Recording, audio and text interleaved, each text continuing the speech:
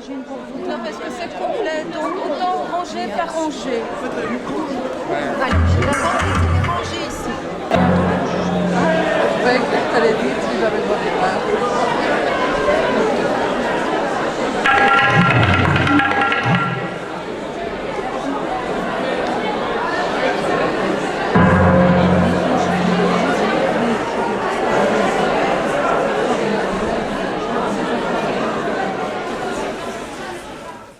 Deux familles, égales en dignité, dans la belle Vérone, où nous plaçons notre action, à la suite d'une ancienne rancune, se mutine à nouveau, et le sang des citoyens tache les mains des citoyens.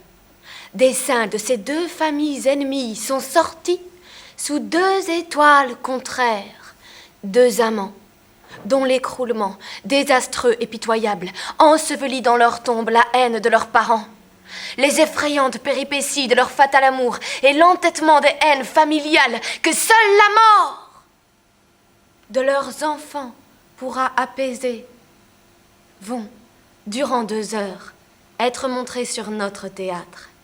Et, si vous nous prêtez une oreille patiente, nos faiblesses seront rachetées par notre zèle.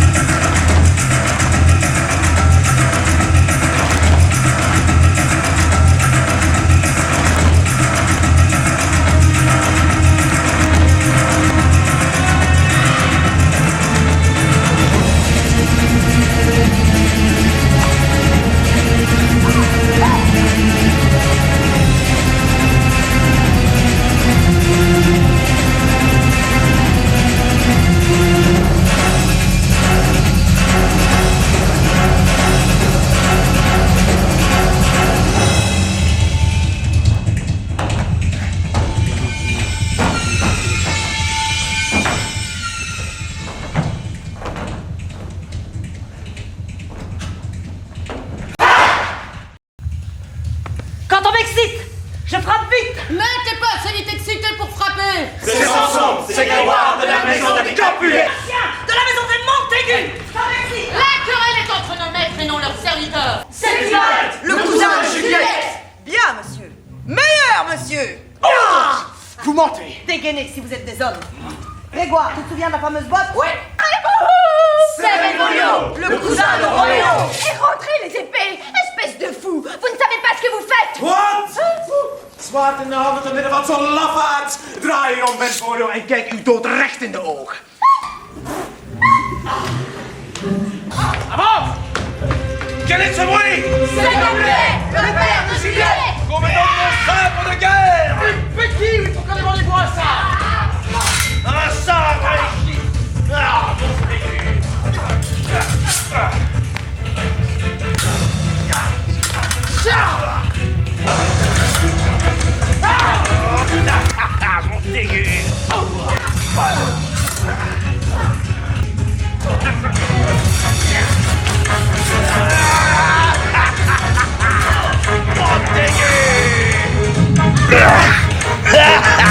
Montaigu.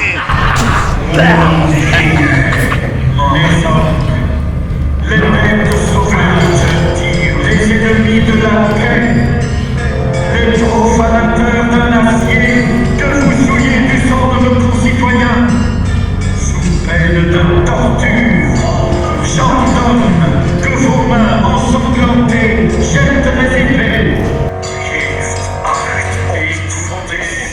Mon cher ami, mon grand ami, mon cher comte, mon très très cher Paris, Montaigu est lié comme je le suis, sous menace de la même pénalité. Oh, ce n'est pas bien dur, je suppose, pour des hommes de notre âge, de demeurer en paix. Ou tu oh, bah. En fait, grand seigneur, que répondez-vous à ma demande au mariage? Oh, mariage! Oh,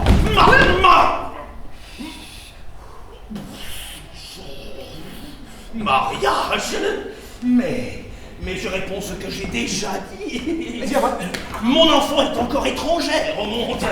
Laissez encore 2 étés se consumer dans leur orgueil, avant que nous l'estimions assez mûr pour devenir une fiancée. Mais le plus jeune qu'elle, en fait, Rosemère. Les femmes que l'on marie trop tôt se fanent plus vite. I feel pretty, and I'm pretty. I feel pretty, and witty, and bright, and I pity, and eager to me tonight. I feel charming. Juliette. Oh, so charming. It's so charming, oh charming. I feel pretty. That I hardly can believe I'm real. Parlons bref. Dites-moi si vous répondrez à l'amour de Paris. Je tâcherai de l'aimer s'il suffit de voir pour aimer. Va, fillette, ajoute d'heureuses nuits à tes heureux jours. Juliette, le comte Paris attend. Allez. I feel pretty, I feel pretty, and sweetie, and bright, and I pity, and eager to me.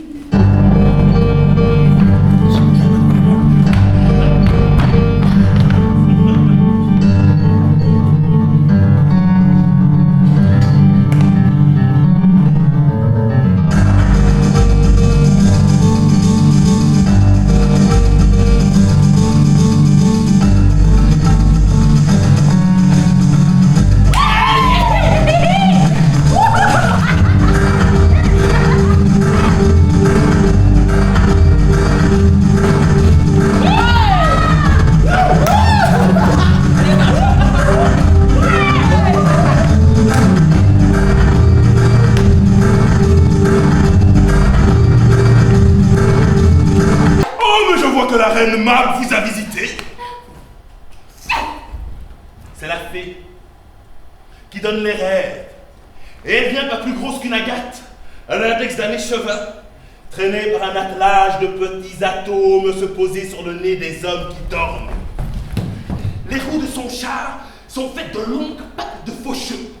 La capote d'ailes sauterelles. Les rêves de la plus fine toile d'araignée. Les harnais.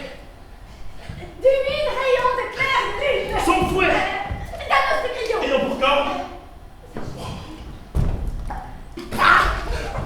L'autre fois, elle passe sur le cou d'un soldat. Et le soldat rêve qu'il coupe des gorges étrangères. Ou il rêve de brèches, d'embuscades, de lames espagnoles, de rasades profondes de 5 brasses. Alors le tambour résonne à ses oreilles, le soldat se lève, marche, s'alarme, jure une prière ou deux et se rendort.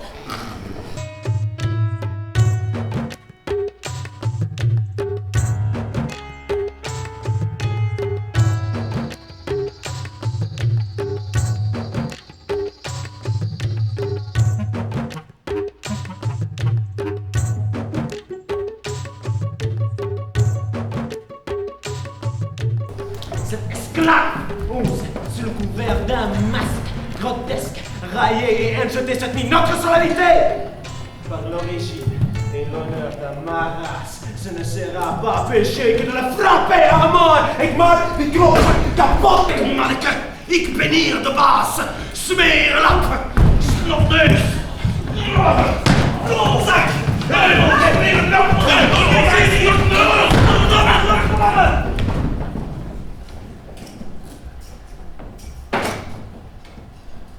Si avec cette main indigne, je profane ce saint reliquaire, que pour ce doux péché mes lèvres, comme deux pèlerins rougissants, soient toujours prêtes à effacer l'injure avec un tendre baiser.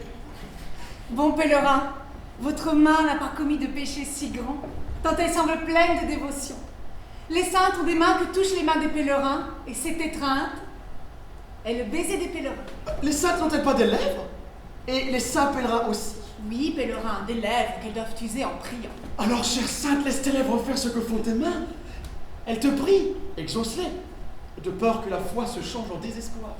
Les saintes demeurent immobiles, tout en exaucant ceux qui prient. Oh, demeure donc immobile, tandis que je recueillerai le fruit de ma prière. Manière. Madame! Oh! Madame! Votre mère voudrait vous parler. Mais enfin...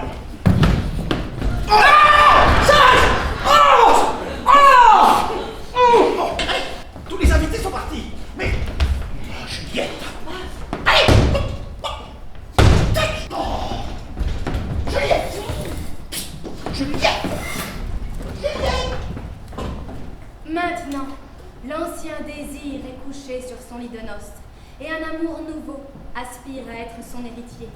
Cette beauté, pour laquelle l'amour gémissait et voulait mourir, comparée à la tendre Juliette, a cessé d'être belle. Maintenant, Roméo est aimé, et aime aussi, et tous deux sont ensorcelés par le charme des regards. Mais il doit se plaindre à son ennemi supposé, et elle, car le doux appât de l'amour sous des hameçons terrifiants, étant traité comme un ennemi, il lui est impossible de soupirer les serments que les amants ont coutume de faire. Quant à elle, aussi éprise, elle peut encore moins rencontrer quelque part son nouvel amant. Mais la passion leur prêtera le pouvoir, et le temps, l'occasion de se retrouver, compensant leur détresse par d'extrêmes douceurs.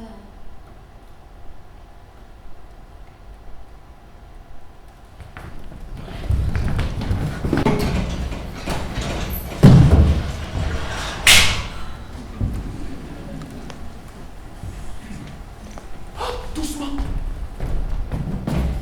Oh, Roméo! Roméo, pourquoi es-tu Roméo? Renie ton nom et ton père, ou si tu ne le veux pas, jure de m'aimer et je cesse d'être une Capulet.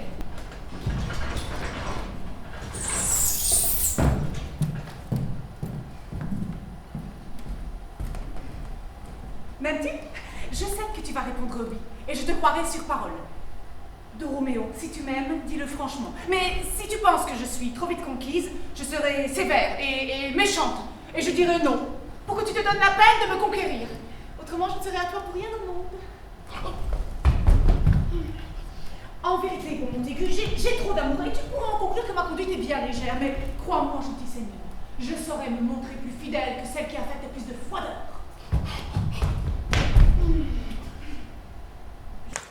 Je te l'ai déjà donné avant que tu l'aies demandé. Et je voudrais encore avoir à le donner. Tu voudrais le reprendre, et pourquoi, ma bien-aimée? Et pour être généreuse et te le redonner. Ah. J'entends du bruit. D'où Montaigu. Adieu. Tout de suite, je viens, bonne nourrice. Cher ami, sois fidèle. Oui. Attends une minute, je reviens. Oui. Oh, nuit bénie! Je cours à la cellule de mon père spirituel pour implorer son aide et pour lui conter mon bonheur!